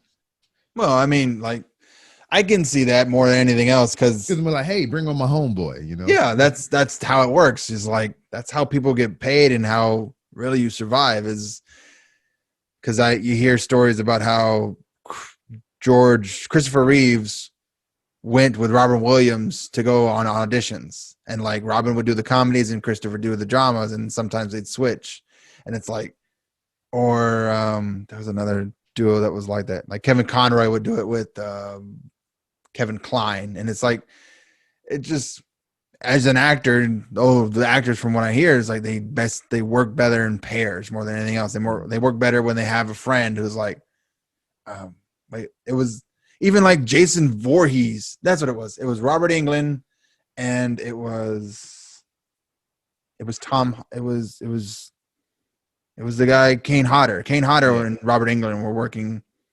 together, and like they both auditioned for Freddy. And it's like, they had both auditioned for Freddy, and then the Kane Hodder didn't get it because he was too big, and they liked Robert Englund and they kept him. And I was like, oh, okay. Man, can you imagine a Kane Hodder Freddy Krueger? That would be like so terrifying, a giant Freddy Krueger. Hey, bitch. Welcome to your nightmare. I was like, no, that's not this guy. But like, it would have just killed me to see that version of Freddy Krueger in Freddy's Dead. Flying on the broomstick and shit. If I never have to watch those movies ever again, I'll be happy. Yeah, and that was another thing. I mean, you watch so diverse amount of films and everything, whatever, and you never really got into the horror shit.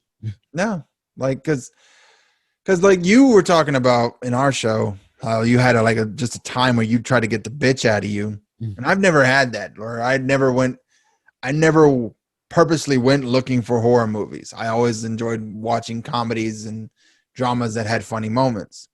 But then as I got older, I would watch horror movies, and as I was getting scared, I would be like, well, I can turn this reaction into something else. And I would notice things like I was watching the Hills Have Eyes, and there's a scene where the guy's running away and he trips and falls, and he just keeps falling. And I was just like, this is dumb. Or in Chainsaw Massacre, where he's chasing Jessica Biel.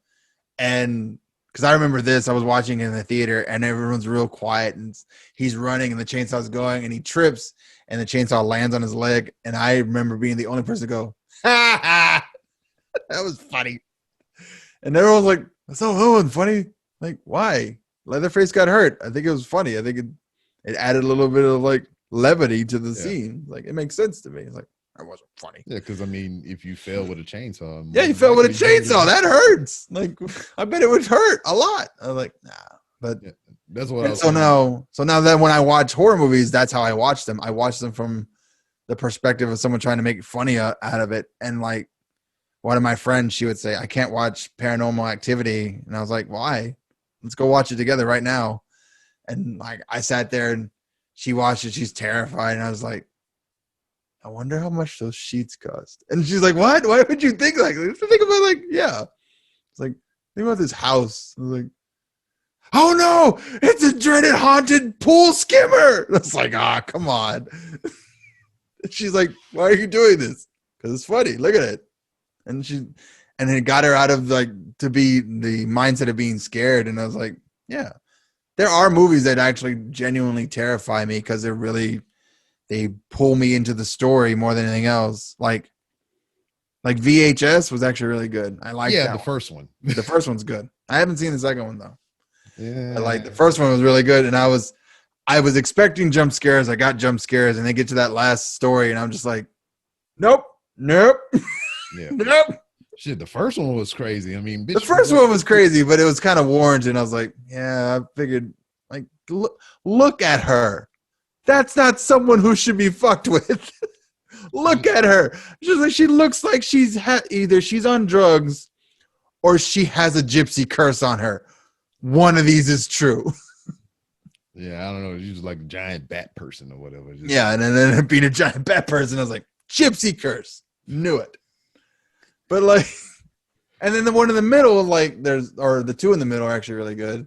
The remake of Saturday the 14th is what they call it. And then the vacation one is like, I didn't expect that at all. I was like, like it was, and I was really impressed with like they put all these short stories in this major film and it all kind of had a mush together, and I was like, this is actually really good. And then that last one where like they're looking for the party and the house is haunted and like, no, you gotta stop her. And I was like, guys, I think it'd be best if you just walked away right now. Like, guys, to be like, either they're all murderers and they're gonna murder this girl and then you guys next, or that's actually a demon and they're trying to stop it.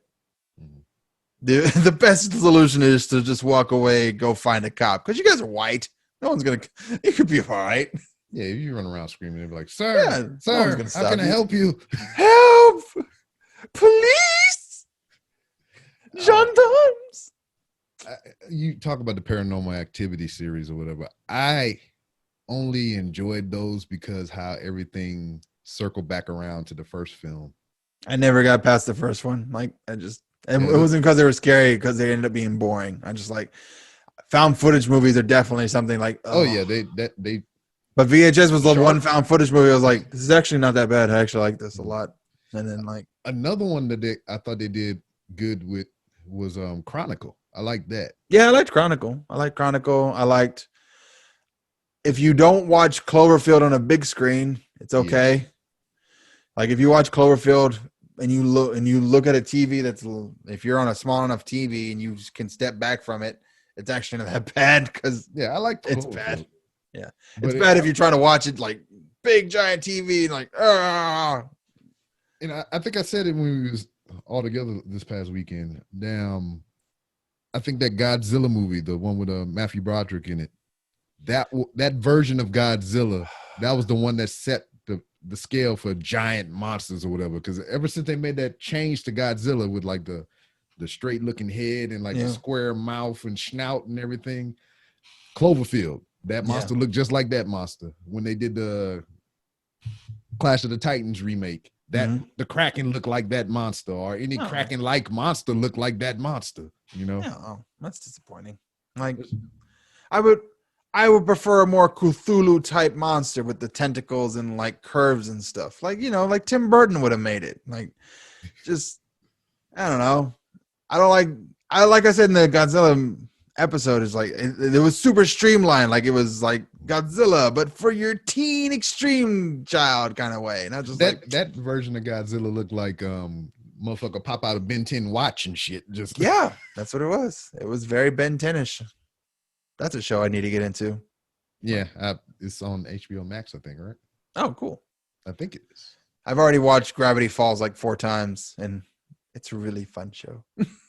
I'm getting back to all that stuff, you know, because I've heard about all these things because, you know, I was a manly man doing adult shit or whatever. I don't care if I had kids. I ain't watching no cartoons. I'm an adult with money. I can do whatever I want. Yeah. But today I'm going to watch Rick and Morty, and tomorrow I'm going to watch Gravity Falls, and then try to find the similarities between the two. Oh, Rick and Morty is crazy, man. And just I like, I love that like callbacks, and they Mhm. do a lot of that shit in there. It's a great show. I love that show.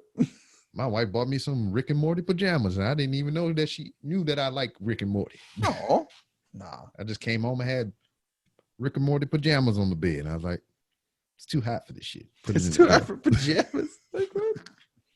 No. Oh shit.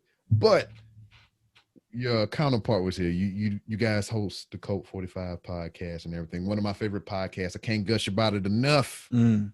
And I've always heard the story from Brendan's side, and because he says it over and over again anytime it comes up about you two and how you met and how you got together. But Right. sir, if you can indulge me and Okay. tell me about tell me from your perspective how that all went down and everything like that. Sure. So like I had started podcasting with my friend who did we created a podcast. It was called Dogfin Radio. And like I don't know if his podcast is still existing anymore. I know he's still doing podcasting. He's doing Twitch streaming now, more of what he wanted to do, because he wanted to do more of a tech-based video game, and then we talk about the news a little bit.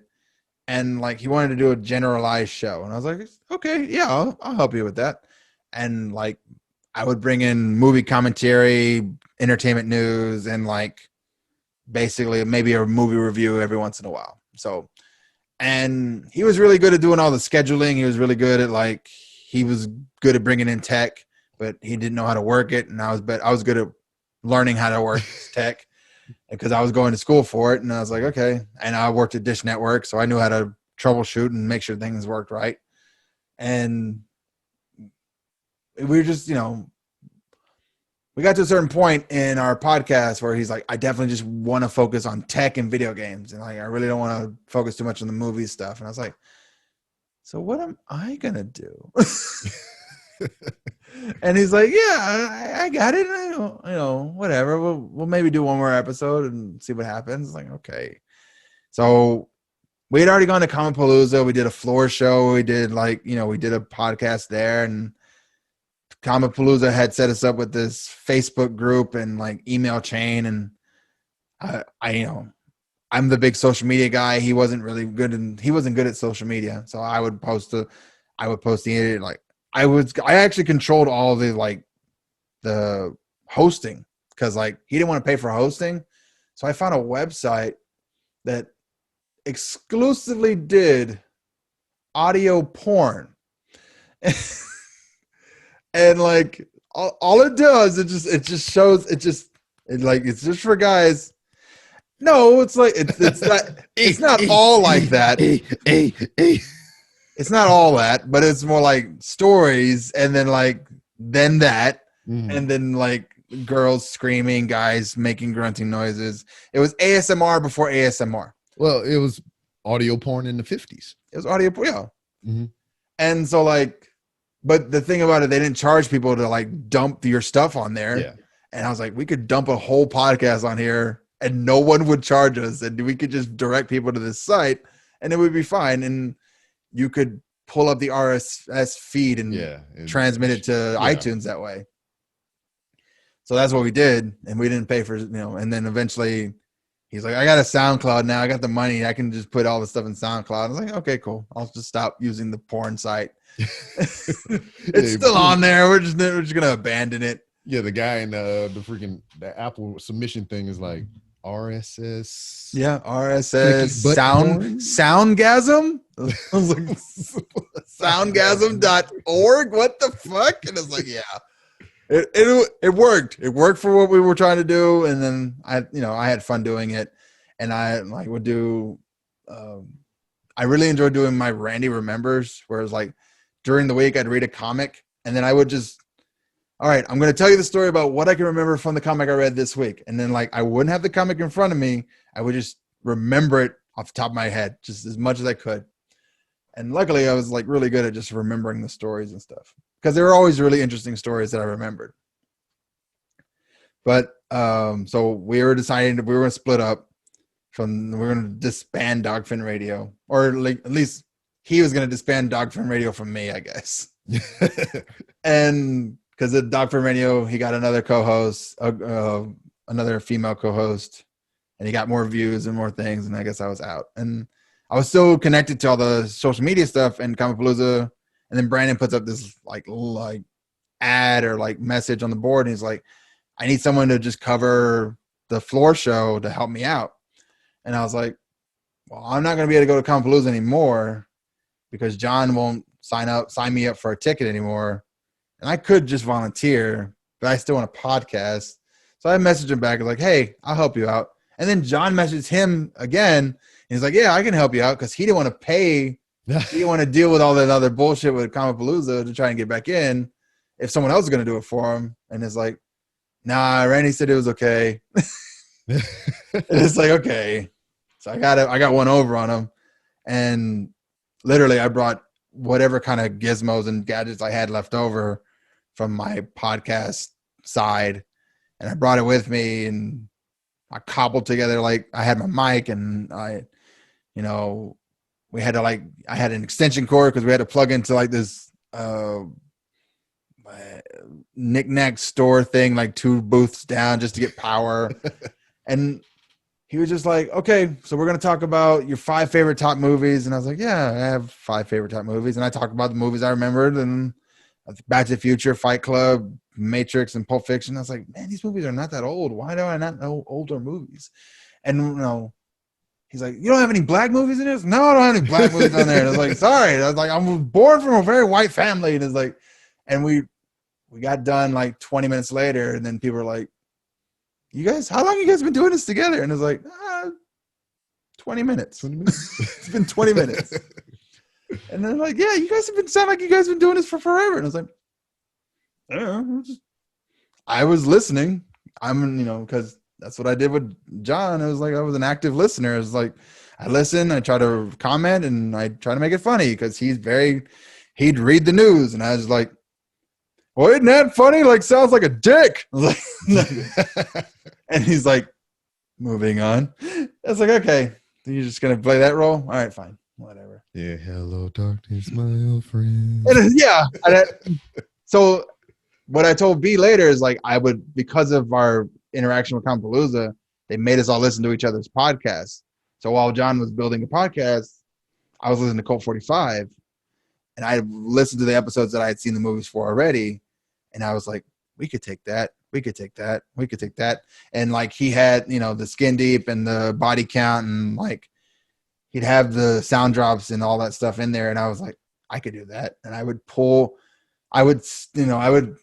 because, again, I was all the technical stuff. So he would let me edit sometimes, or most of the time. So I'd edit the episode, and then I would add in the sound drops, and I created a new theme song. He liked it. I had it because his girlfriend at the time would realize I would always say like dick and pussy and sex. And it's like, it's a very graphic podcast. You should really put a warning in front. So I was like, all right. So I had a friend of mine, she'd do it like, the following podcast is not going to be, is not for mature audiences. Like, okay. And I added that in, and then it was, I had fun building this thing, and he definitely just wanted more tech and news. And I was like, but I want to make it funny. I want to make it like this show, like over here. It's actually fun. And like, they talk about movies, and they do fun things. They make each other laugh and stuff. And then that podcast actually calls me up and like, can you come help us make us funny and laugh? And I was like, yes, I will. Come on, let's go do this right now. And then that after that floor show, Brandon's like, yeah, the co-hosts, man, they're all gone. It's like, there's, I was gonna pack it all in. This is gonna be the last show, and it's like, yeah, but it's like, but if you wanted to help me, I'd be really appreciative if you help me out. And I was like, yeah, man, of course, I'd be happy to help you. I love this show. This is a great show. Before I even got on it, it was a good show. And it's like, I'd be happy to help you with whatever you want. What do you want me to do? I'll tell me and I'll be there. And it's like, okay. And like, well, we got to do another live show like in an hour. It's like, okay, I'll go. Let's do that. I've never done a live show in front of actual people. This will be interesting. Mm-hmm. And because he had made me watch Double Dragon and Super Mario Brothers. Oh God. And I had notes. I had like pages of notes. And when I got on the live show, didn't use any of those notes. Yeah. And you know, being on the show with y'all a couple of times or whatnot is just, I get it. You know, Yeah. it's like he damn lay it out for us, and we just like, all right, I take this and run with it a little bit. You know, because I mean that's how B is from what I've observed and listened to the show and whatnot. He'll lay out all the stuff. He'll throw the ball up. We just all we have to do is slam dunk it or whatnot. He's the engine, and my job is to point out the funny things I see on the way. And I was like, oh, okay, I've seen this dynamic before. I know where I'm supposed to be playing on this role. And sometimes it I'll make a visual change, like when we did Die Another Day, and he's like getting real upset about it. And I was like, I know where I'm playing today. and I was just like, no. If you explain like this way, it works this way with James Bond and this way. And he's just he's just getting frustrated and angry the whole episode. I'm just like, yeah, this will totally work if you do it this way. Why are you defending this? And I was like, no, because it's a good show. And I was like, and then we got to the end of the episode, like, oh no, I was lying the whole time. This is garbage. This is hot garbage. This sucks. It's like what? you did. I was like, this is funny. I like this episode because I was like, I was playing this role the whole time, just like, yeah, I knew it sucked. I just was gonna try and fight for things on her the whole time, like Wonder Woman 84. But oh. Yeah, it's fun. What? It's not my fault. They tried. I was actually booing the movie, not you. Oh, they tried. I mean, it wasn't bad, but it could have been better. And that's the problem, right? It's like everyone has that same kind of opinion where it's like, it's not bad. It ain't great. Yeah, because let's just say the first Wonder Woman movie that they made did not exist, and this is the first experience of Wonder Woman on solo that we would have got. It would have been hot garbage. Yeah, this would have been bad. I mean, it would have been cool in the aspect of, oh man, this is the modern Wonder Woman or whatever. You know, we got the original cameo on the end. You know, it would have been cool from that aspect, but that movie would have just been like, bleh. Yeah, it would have been great at all. The first one was great, man. I almost even got a little teary-eyed. I can tell you the exact point. I don't know if I took my youngest girl, but my oldest one was living here, and I took her. No, I took the little one too. I took both of the girls to go see Wonder Woman when it came out, and we was watching it. I was really digging it.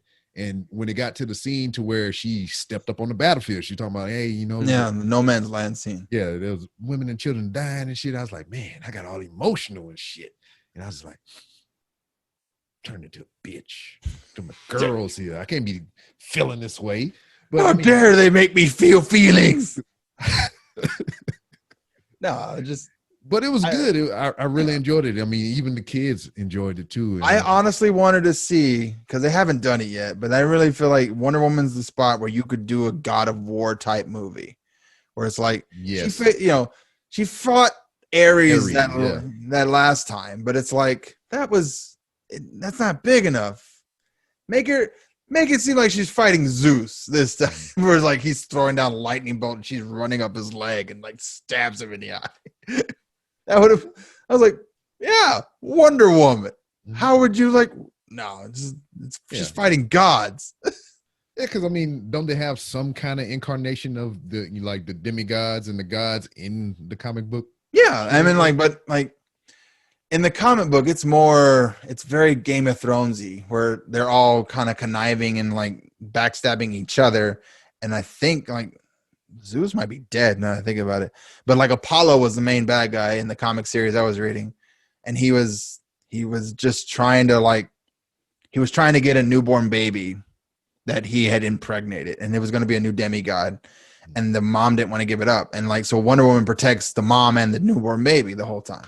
And I was like, this is not it's not a big story, but it's still an interesting story. And then she tries to keep the baby away from Apollo, but Apollo keeps sending like emissaries and like dark agents to try and take the baby. So she gets the help of like Eros and Hememphatus, and they build her like gold guns. Gold guns that shoot love bullets. Love bullets. Love bullets. Yeah. And like it Sounds like that the kid with the food. yeah, because like you shoot the because in the old story the guy shot the arrows and they've fallen in love, so he like, let me get you an upgrade, and he got you two like Desert Eagle 50s that just shoot love bullets. It makes you fall in love while you die. Those bullets were laced with the food of the young boy that gives you orgasms. Yeah. Ah! So you died a little death. You like You died the small death. Yeah. Oh, the flavor. This intense umami flavor. Ah.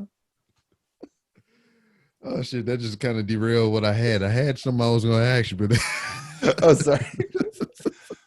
But like there's the thing I've noticed about DC comics more than anything else is like they're always trying to follow Marvel more than anything else. And to be honest, they shouldn't. They should just do their own thing. And like everyone loves the Christopher Nolan movies because it's about spectral. It's like it's huge. It's a big open space. Like with Batman, with The Dark Knight, and with The Dark Knight Rises, the way he made those movies was like wide and big and vast. And Batman was in Hong Kong and Thailand and Brazil, and like he wasn't fighting monsters, but he was fighting like larger than life characters. And it's like, okay, how do we translate that to the characters like Superman or Wonder Woman? Well, you give them villains that are larger than life. So like not Apocalypse, you don't start there. You start with like Lex Luthor with a kryptonite suit, make him like giant green rays and shit. That would have been cool. yeah, like Iron Man 1. Yeah, like Iron Man 1, but different. So like even Superman who punches like, who whole city blocks to death, he could still not face with Lex's suit. It's now a toe-to-toe battle more than anything else. So it's like that scene in Batman v Superman where it's actually a guy in a suit versus Superman. It's like, you could have done this. Mm-hmm. And just, I don't know. As long as you don't say Martha, you fine. Yeah, and just like, I got what they were trying to do.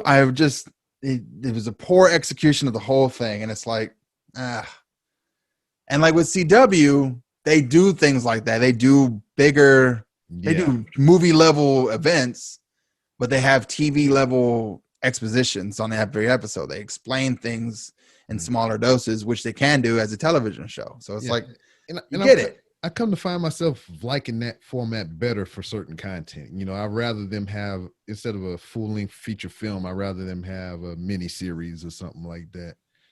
I was thinking that too, but then I started watching WandaVision, and then I was like, this would have been much better had it been a 90-minute movie. Like, I don't know. So far, I'm at that point where it's like, yeah, but had this only been the 30-minute mark of where you're at right now, it would have been super interesting. Rather than like, I'm watching, this is now the third hour I've wasted watching this, and I feel like nothing's happening. Mm-hmm. Yeah, well, they less than an hour though, right? I think they're like 40 minutes, maybe 30 minutes. I think they're 30 minutes. Yeah, still. I think they're closer to 30.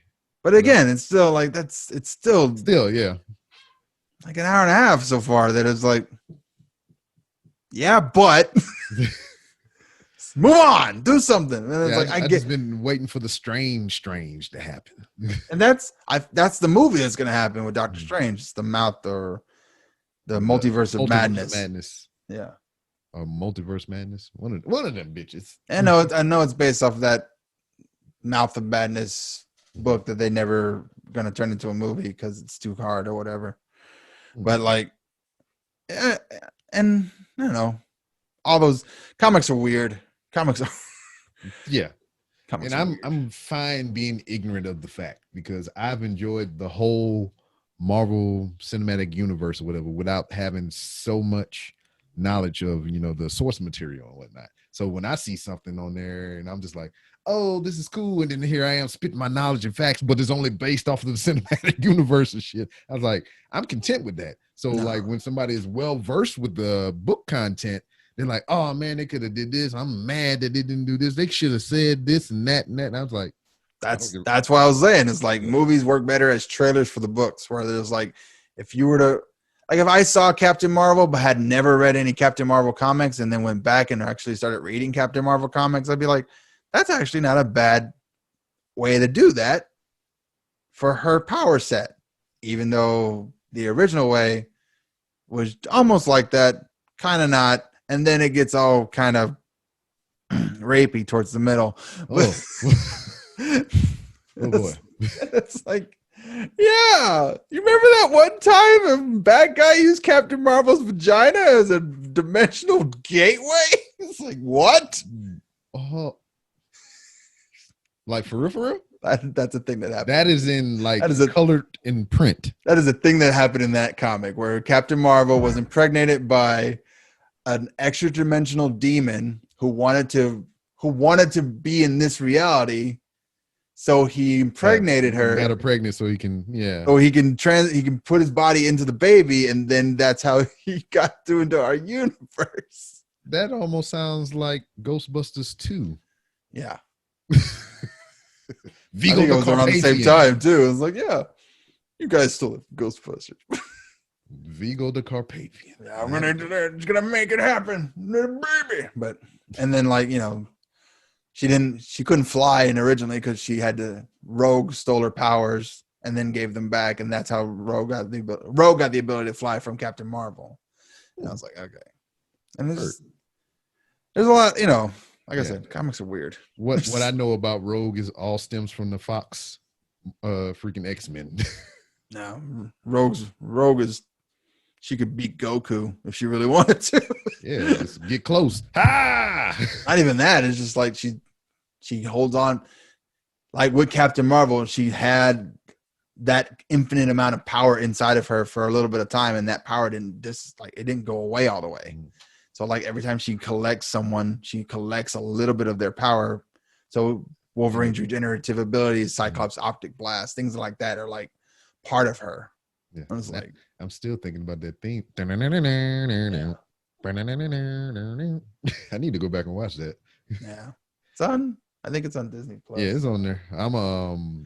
What I'm about to start, which dude started over there at the house this weekend, the animated series again. I'm gonna watch that with the kid. Oh yeah, I haven't. I saw it on Netflix. I'm gonna work on I was working on Wolverine and the X-Men because I was reading X-23, and that's a pretty badass comic too. Because she's got a weird origin, but she's really kind of a badass. I remember when I tried to get into comics, one of the first ones I attempted to read was Wolverine, because that was my favorite. And I got all the way up into the part to where his son came back and fucked him up and left him in somewhere. Did they leave him in that pool and like kept regenerating like a pool of acid? I was like, oh. Yeah, his son did not like him. Yeah. This is terrible. He gutted him one time and just left him there and was like, all right, I'll catch you later. Yep, I'll be all right. Yeah. I started with Batman like a while ago. And then like Batman led to Superman led to the Justice League, and then I was reading more Justice League, and then Justice League Dark, and I got into like Constantine and Zatanna. Oh, for whatever reason I enjoyed that Constantine movie. Like so much. The Keanu Reeves one? Yes. It's actually really good, yeah. But the TV show is really good too. For the one season. For the season. It's not meant to be on network TV. It's supposed to be on it should have been on HBO. It looked like BBC shit to me. I guess that's what took me out of it. I was because I didn't know the backstory. I don't know the content and shit. And then I saw what Keanu Reeves did, and I really enjoyed that to the point to where I almost at one time got the damn tattoos. Wow. Right here. So I'm glad I didn't do that, but I still did this shit, which I probably shouldn't have did that, but still. But that movie's just a non-British version that's not as dark as the original comics. Yeah. Because in the TV series, they actually do an actual storyline from the comics where the guy literally, he has to kill his best friend because there's a demon trapped inside of him. So it's and it's a really tough episode.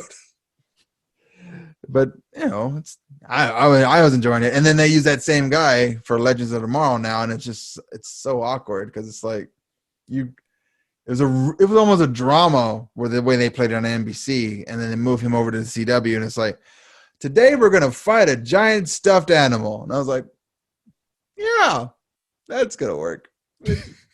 Sure. I mean, it's not like Constantine's one of the more powerful sorcerers in the DC universe, but sure, whatever. Damn, I got a set of questions here. Sure. That I asked Brandon when he was here. It's kind of like the Newlyweds Game or whatever. All right. So I got, let's see, 1, 2, 3, 4, 5 questions for you. Okay. All right. First one. What's his favorite genre of movies? Brandon's favorite genre of movie is,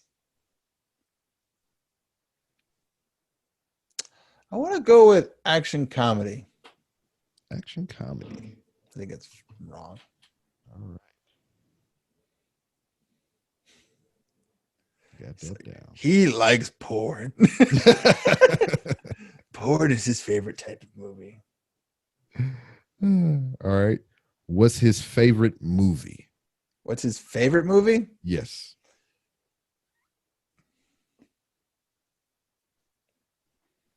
Has he ever said that? I don't think he's ever said that. Maybe once. The first time I met him, that was.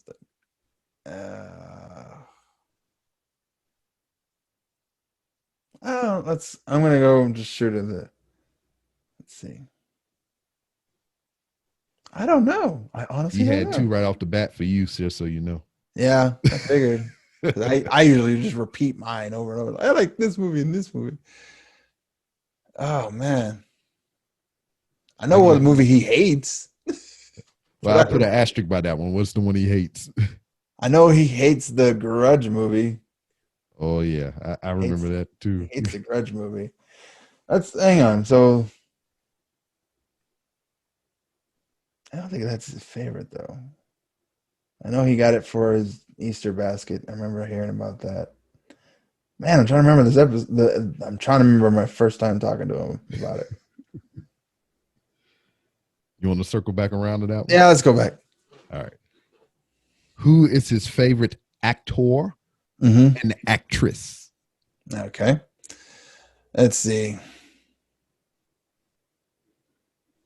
I want to say his favorite actor is Lawrence Fishburne, and his favorite actress is no.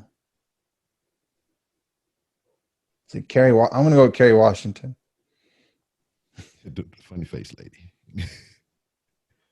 Kerry Washington.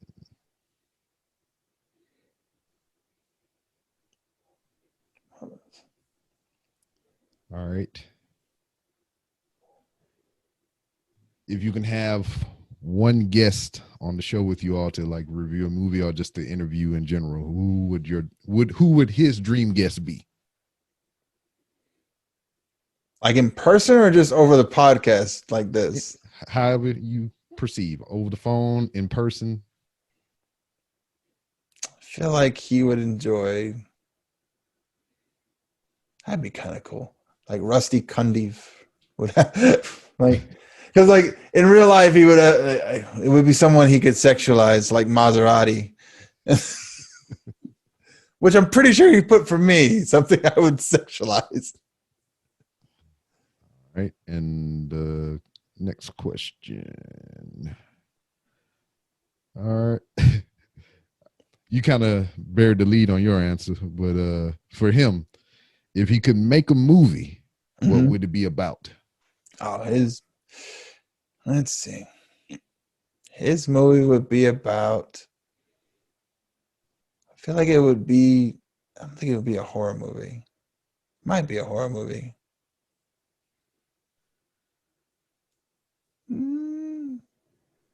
Yeah, it would be a horror movie, like a Black Slave Grudge. Oh, buddy. I think that's what I put down for my writing name. that down. Yeah. that makes sense for Yeah. It's a horror movie, something he's scared of. Oh. down, I'm thinking about that shit too.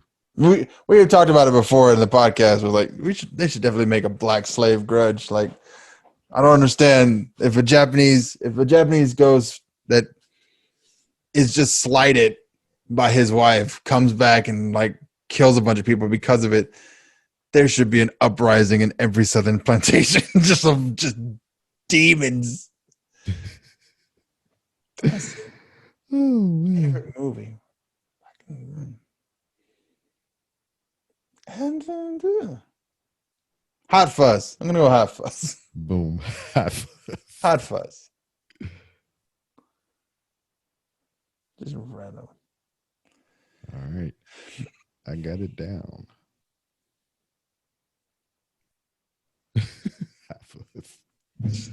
But Just yeah. shooting from the hips. Yo. But man, as I told B, it's been an honor and a privilege to work with the both of y'all. I can't yell it from the highest enough tops of mountains about how great your show is. Just the little parts and roles that I was able to play with, within your universe and everything. I really appreciate y'all and whatever it is that y'all do. Whatever it is y'all do, like I don't fucking know. Yeah. Whatever you guys plan on doing. Yo. Like a Southerners like to say, your little podcast. Yeah. Your little thing you got going over there. I was like, yeah, that thing. How's your little podcast going? Thanks, it's going fine, Grandma. That shit tickled the hell out of me. My sister did that this weekend when I went to visit. Mm. Like, oh, how your little podcast doing? It's cool. Still little. Still little. Thanks for to people now, like you. but soon I will rule. And then I'll be like, how's your little mortgage? How's your little mortgage? Still paying it up? Can't have buku bucks like me. The Joe Rogan, the podcast. Oh, he did some sacrilege to me. I already didn't listen to Joe Rogan. Yeah. But he had the Undertaker on there. I was like, oh God. So I already hate this dude, and you bring the Undertaker on. Oh. But yeah, man, I appreciate everything y'all do. That's why I contribute. That's why I try to help out in any way that I can. Before you go, let everybody know where they can find you and be on social media. Sure. I will gladly do our pitch thing that I have Right written now. down somewhere on my paper that I had pulled up, and apparently it was like, fuck this bullshit. I'm not going to say it ever again. Oh, wait, there it is. So, this is Random Randy Savage from the Cult 45 Podcast. Follow us on Twitter and Instagram at Cult45 Podcast. Like us on Facebook. Subscribe to our YouTube and Twitch. You can find us on any of your podcatching apps out there. That's Google Play, Apple Podcasts, Spotify, Podbean, you name it, we're out there. And if you want more of us, and you can join our Patreon at patreon.com/Cult45. Just for $1, you get extra content. And for $3 more, you can control our show. It's insane. Also, if you like cool threads like Rob has on right now and really cool artwork like I have on my background right now, you can go to whitecupent.com, and because they fucks with us. Yeah, they do that. Yeah. Hallmark of your show. Yeah. But man, as is always, you've been a guest of the Random Rounds with Rob podcast, and the door is always open for you to come back to promote your next big thing or just to shoot the shit. Cool. We're gonna have a full script for you when I get it done. Word. Like, so I Yeah. read in paragraph 2 on page 3. He's never coming back, guys. So, yeah, I'm gonna have a full script when I come back. He's never coming back. Hello, everybody. This is Hoppy. What's up, everybody? I'm over here cooking dinner with hooks, rubs, and spices. B-Rob turned me on to this stuff, and I tell you what, it's great. It's a homemade blend of the finest ingredients sourced from Texas gardens, farmers, and markets. And it's some good shit. I tell you what, try the smoking sweetness, or you can try Hoppy's favorite, the Mad Cow, which is a nice peppery slap in the face. One taste, and you'll be hooked. Hooks, rubs, and spices.